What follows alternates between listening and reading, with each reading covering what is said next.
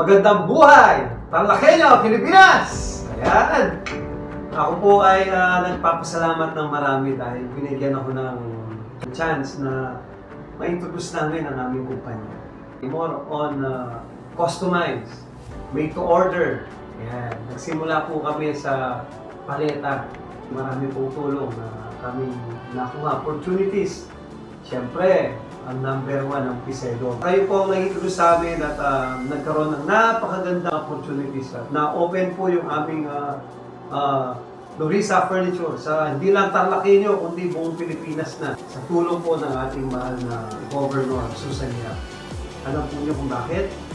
Nagkaroon po kami ng chance na makarating ang aming produkto sa Germany, sa ambiente. Isang malaking karangalan sa amin na aming mga gawa nakakarating sa ibang bansa. So pag ang mga customers po namin, nalalaman nila na pag-export ang aming mga gawa, syempre nakaka-proud dahil maganda. Ibig sabihin, quality. Gob! Maraming salamat po sa puso ninyo. Sa aming maliliit na negosyante, dahil po sa inyo, ginagawa nyo kami ng mga programa para makatulong sa komunidad. Hindi lang po sa aming pamilya, hindi lang sa aming mag-asawa. Ngayon po, meron kaming 18 na employees at lahat po sila pamilya.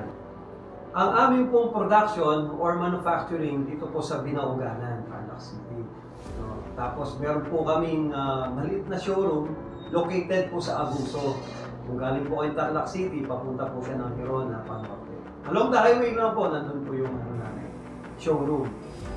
At syempre, sa aming taus-pusong pasasalamat sa Provincial Government of Tarlac, sa pamumuno po ng ating gobernador, Susan Yap. Maraming salamat po sa inyong tulong at suporta at pagmamahal sa aming maliliit na negosyante.